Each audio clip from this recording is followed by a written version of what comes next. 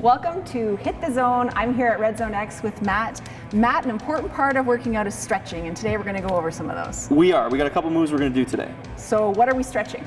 So we're going to look at if your hips are really tight or if your back's bothering you, hamstrings, that type of thing. We're going to look at 4 moves that you can do to kind of add to your routine. So what we're going to do is a couple rolls with the foam roller, which most gyms have them. If not, you can go pick them up around town. The first one we're going to use is a glute roll. Okay. So basically I'm just rolling on this, moving around. Yeah, so what you're going to do is you're going to extend this leg flat, and then you're going to kind of bend this one. You're going to lean over to that downside, so you can kind of roll that glute on the outside, and you're just going to look for something that's tight, or maybe like a knot, that type of thing, and you're going to just try and maybe roll 15 to 20 times on that, and you're trying to break that up. Right. Right? And then you would switch. Switch and do the other one. That's right. Okay, so now we're trying to work her right hip. So she's gonna bend this, she's gonna place it on the roller. So now that opens up that hip joint, so now she can roll that whole hip flexor. You feel that? So you shouldn't have to roll too far. You don't have to roll very far. No. So we first started with the foam roller, okay, but sometimes we can't get as deep as we need to help release those tight muscles, right, in the hips and the glutes. So we're gonna use a lacrosse ball or tennis ball. Okay, so I'm gonna give that to you. What we're gonna do is the pin. Okay, so she's gonna slip that lacrosse ball under her butt, and what she's gonna do is plant her foot, and now she's gonna move that knee in and out while she's leaning into that lacrosse ball. Yeah, not too much. So you're flossing, there we go, and you're moving in through that range. Is it painful? Yep. Yeah. Does that mean I'm doing it right? Yes, it does. Now she's gonna bend the foot. Okay, now she's gonna lean over a little bit that way. That way? More.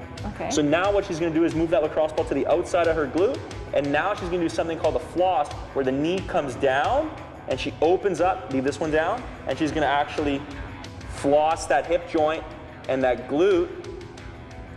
So we're hopefully finding some new mobility in there.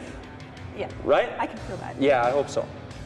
Well, Matt, I recognize this one because I did this when I hurt my back. Yes. All you need is a band and something to anchor it to. So that could be a railing or something like that. That's right, yeah. It's something at home. Most people have a railing. Right, So, or if you're in a gym, a rack. yeah, a power rack or a squat rack, whatever you want to call it, is you just need an anchor point. Okay, so this is around my foot. Yeah, so this is a pretty thick band because you want enough tension, and I'll explain why. But it can't be a light band. It has to be fairly thick. Okay. Okay, and you're just gonna slip your foot through. Okay, so now you're gonna move back, push back. So the reason she has to move so far back is because she wants a ton of tension in here. So go ahead, lay down, Jen. So she's gonna bend this leg, and all she's gonna do is relax her toes. Hopefully this band doesn't come off, right? So she's gonna relax, leaving that toe straight up. And what we're doing here is we're trying to create space in this hip capsule here.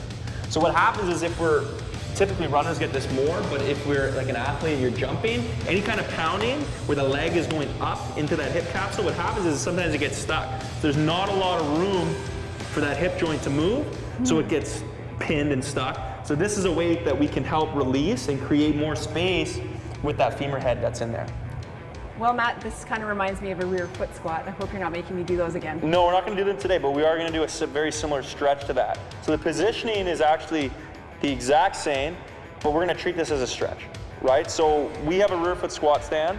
You can use a bench, or if you're at home, you can even use like a couch or the end of a chair, something like that. But what you need to be careful of is, like the other video that we had, the knee and the hip are in line with each other. Right? And so all you're gonna do, you don't wanna lean forward. All I want you to do, Jan, is sit up nice and tall and push your hips forward, and she's just gonna hold that position. So what I'd say is probably anywhere from 3 to 5 minutes per leg. Really? Is what I would do for that. Yeah, because those hip flexors and the quads get so tight because they get a lot of volume when we're doing training or even just walking. So normally you would switch legs and you do it on the other side as well. We don't have 3 to 5 minutes to do that right now. So just if you are doing that, I'll make sure that you do it on both sides. So Matt, we showed some people some great stretches for your hips and hip flexors, and it's something that I think everyone should be doing. I think so, yeah. Okay, so keep watching everyone. There'll be more coming up on Hit the Zone.